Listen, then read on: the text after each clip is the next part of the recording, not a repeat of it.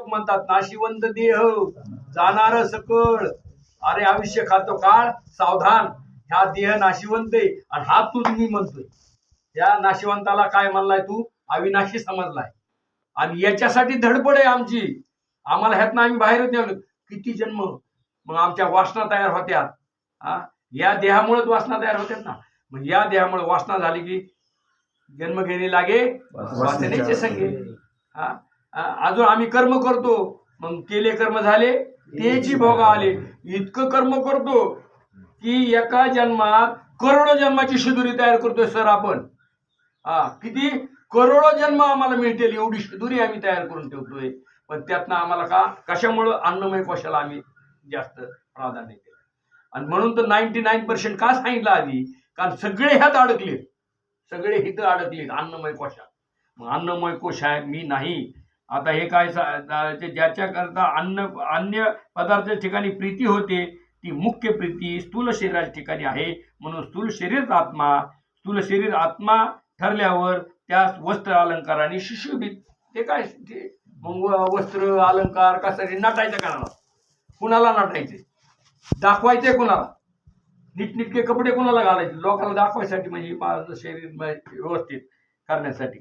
आणि याच्यातच काय परम पुरुषार्थ ठरवला या मनुष्य देहाने. आता प्राण्याला जाऊ दे, त्याला बुद्धी नाही. प्राणी सुद्धा स्थूल शरीरावर प्रेमच करतात. गुचिड चावलं काय, मुंग चावले म्हणून काही गपचूप बसत नाही, छटत नाही लगेच. गाई म्हशी सुद्धा. म्हणजे आहार, भय, मैथून आणि निद्रा या 4 अवस्था सगळ्यालाच आहे. प्राणी मात्राला मानवाला बी आहे. पण मानवाचा अजून एक विशेष, जास्त नटन जास्ती, कारण त्याची बुद्धी जास्त झाली ना. त्याला विशेष काय झाली? बुद्धी. आणि त्या बुद्धीच्या मुळे जास्त त्याचा भाव झाला. ही तरी प्राणी मात्र भोग येऊन येत, पण ही आमचं भोग येऊन नाही. नरदेह कोणता आहे? कर्म. हे तर कर्म केलेलं, कर्मभूमी म्हणतो आपण याला. मग हे जंक्शन स्टेशन आहे. ह्यातनं आम्हाला सुटताही येतं आणि अडकताही येतं. मार्ग आहेत सगळे. म्हणजे आम्हाला ऊर्ध्वगतीला जाता येतं, सद्गतीला जाता येतं आणि खालच्या गतीला जाता येतं, वाईट गतीला जाता येतं. ही मनुष्य देह आम्हाला मिळालाय, हा आम्हाला काय औचित भेटलाय. मग ह्याच्यावर आम्हाला काय, ह्या देहालाच आम्ही म्हणायला लागलो, पण आम्हाला कशासाठी मिळाला ह्याचा विचार नाही असा. आता हे कोण झालं? अन्नमय कोशावली. आता इंद्रियाला आत्मा म्हणणारे काय कार्य ते काय? आता झालं अन्नमय कोशाला, इंद्रियाला आत्मा. ह्याला काय म्हणायचं? अन्नमय कोशाचा ह्याला पुरुषार्थ म्हणलं. आता 24व्या ह्यात काय म्हणले? इंद्रियास आत्मा म्हणणाऱ्याचे मत. आता इंद्रिय आत्मवादी म्हणजे इंद्रियालाच आत्मा, त्याला काय इंद्रिय आत्मा म्हणणाऱ्याचे असे मत आहे की स्थूल शरीर आत्मा नाही. आता ती खंडन करावं लागेल ना त्याचं. पुढच्याचं काय करावं लागतं आम्हाला? खंडन केल्याशिवाय आमचं मंडन होईल का? मग आधीचं काय करायचं? आता आम्हाला अन्नमय कोशाला जी आत्मा म्हणते त्याचं खंडन. ते काय म्हणला? आत्मा जे इंद्रिय मानणार आहेत ते स्थूल शरीर आत्मा नाही म्हणतात. परंतु स्थूल शरीरात इंद्रिय असली तर जीवन व्यवहार होतो. नुसतं वरचं शरीर असून उपयोग आहे का? त्याला इंद्रियाची गरज आहे ना. डोळे पाहिजेत, हात पाहिजेत, कान पाहिजेत, तर तुम्ही क्रिया करताल ना. ज्ञान की तुमचं कशामुळं? इंद्रियामुळे आहे ना.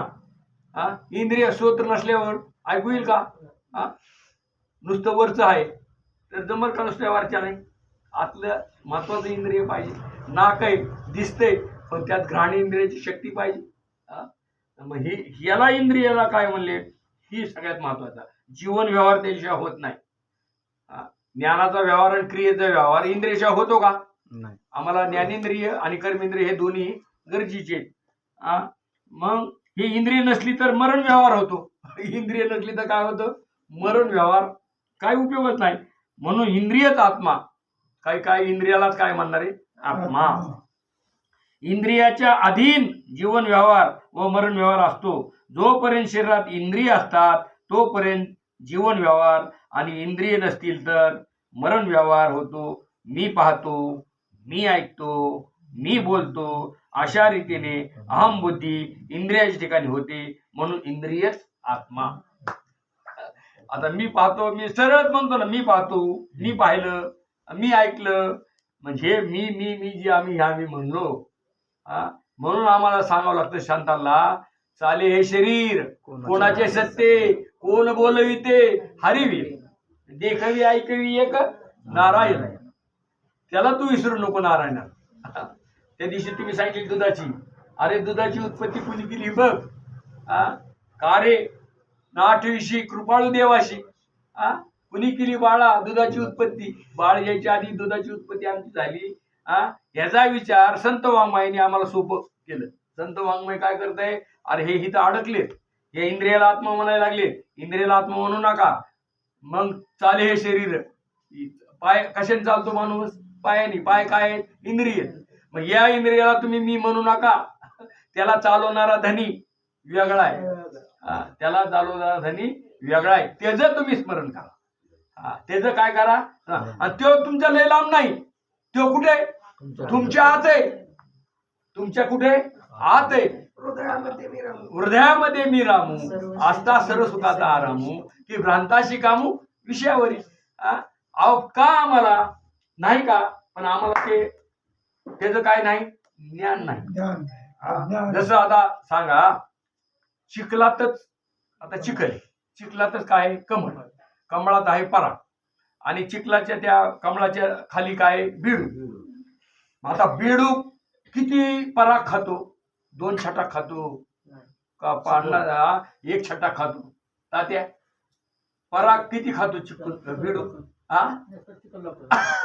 म्हणजे त्याला काय, मग त्याच्यावर नाही का पराग. पराग आहे त्याच्याकडे, परंतु त्याला त्याचे काय ज्ञान नाही. ज्ञान. तसं गुळचिट सांगू ना आपण, सांगू ना महाराज, यायचंय आपल्याला तिथपर्यंत. आणि गुळचिट, गुळचिट कुठे राहतो, गायच्या शेंगावर असतो का शेपटावर असतो गुळचिट. आणि किती दूध पितो तो, 5 मिली 6 मिली. काहीच नाही. काय करतो तो, त्याला प्राप्त नाही का दूध. त्याला दूध प्राप्त आहे ना, पण नाही. अजून एक सांगतात माऊली, हे सगळे माऊलीच आहे. दरिद्र्याकडे भिकारी, तो भीक मागतो सगळीकडे, द्या हो मला भीक. आणि जो त्या ठिकाणी येऊन खातो त्या जागेवर, त्या खाली 3 फूट खाल्लं की मोहराचा हांडा. आता ज्याच्याकडे खाली मोहराचा हांडा तात्या, त्याला भीक मागावं लागल का. म्हणजे काय, एवढं सगळं असताना आम्हाला भीक मागलं म्हणजे आम्हाला त्याच्याजवळ नाही का, पण ज्ञान आहे का. तसा तैसा हृदयामध्ये मी रामू असता सर्व सुखाचा आराम की भ्रांताशी कामू विषयावर. आम्ही भ्रांत झालो. आम्ही भ्रांत झालो. मग सांगितलं पाहे दूध पवित्र आणि गोड परी त्वचेच्या, परंतु अवेरणी गोचिड काय शेवटी अशुद्धची शेवटी. अशुद्ध म्हणजे रक्त. कमलकांदा आणि दुर्धरी मला नांदणूक एकची घरी, परंतु पराग शेवी भ्रमर. आणि शिल्लक राहिलेला काय घाला, चिकोलची उरे. तुम्ही म्हणले चिकलच खातो बिडू. तसा निर्द आता एवढाही, पण काय करतोय भिकारी, भिक्षा मागून खातोय. पण त्याच्या खाली काय, तसा हृदयामध्ये मी रामू. आमच्या हृदयात राम आहे, पण आम्हाला त्याची काय नाही जाणीव नाही. आता आम्हाला संतांनी सांगितल्यावर कळतंय हृदयामध्ये मी रामू. मग आम्ही विषयाकडे पळलोच नसतो ना. आम्ही अजूनही पळतो. कशामुळे पळतो, आम्हाला आमच्यातला काय कळत नाही, राम नाही. आम्हाला राम जवळ असलं, राम असल्यावर काय गरज आहे का दुसऱ्याची. आम्हाला विषयाच्या दारात भीक मागायची गरज आहे का नाही. मग आम्ही इंद्रियाला आत्मा ह्याला म्हणून का म्हणतो, कारण आम्हाला त्याची काय नाही प्राप्त आहे आम्हाला, पण त्याची ज्ञान नाही. आणि ज्ञान कधी होतं, ह्या बैठकीत आल्यावर. जसं आम्ही सांगतो सप्त्यात आल्यावर, ह्यात आल्यावर हे ज्ञान होतं. हे ज्ञानाची जाणीव होण्याचं ठिकाण आहे. पण हे सत्संग, मग सत्संग ज्यावेळी तुम्ही करता श्रवण, त्यावेळी तुम्हाला हे अरे हे खरे इंद्रिय म्हणजे मी आत्मा नाही. मग अशा प्राणमय कोशाला मी म्हणणारे आहेत. आता इंद्रियाला मी, शरीराला मी, आता प्राणमय कोशाला जी मी म्हणतोय त्याचा एक सांगतो तुम्हाला, की जे लय समस्या त्याला काय करतो, आज काय अनुकूल प्रतिकूल श्वास संतुलन प्राण, उजवी नाडी ही चंद्र नाडी कुंची चालते. आता जिथे गेला की श्वास, अरे मग म्हणायचं हे कुठं अडकला, प्राणमय कोशात अडकला. हे कुठं अडकला, प्राणमय कोशात. आता विज्ञानमय कोशात अडकलेला ठोबळ सांगतो, वकील, इंजिनियर, आमची बुद्धी काय मानायला तयार नाही. आमची बुद्धी काय नाही. हे कुठं अडकले? विज्ञानमय कोशात अडकले. हा, मनोमय कोशात अडकणारे काय म्हणे, काय नाही खरं, आपलं मनच नाही लागत त्यात. आणि ती मनच लय महत्वाचं आहे.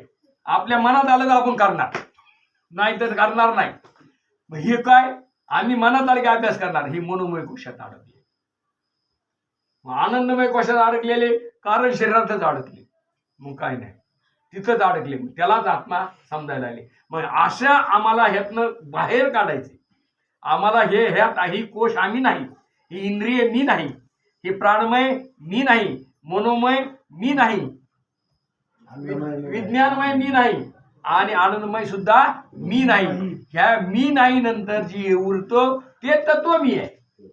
ते तत्व कोण आहे? मी आहे. ह्याच्यापर्यंत आम्हाला जायचं.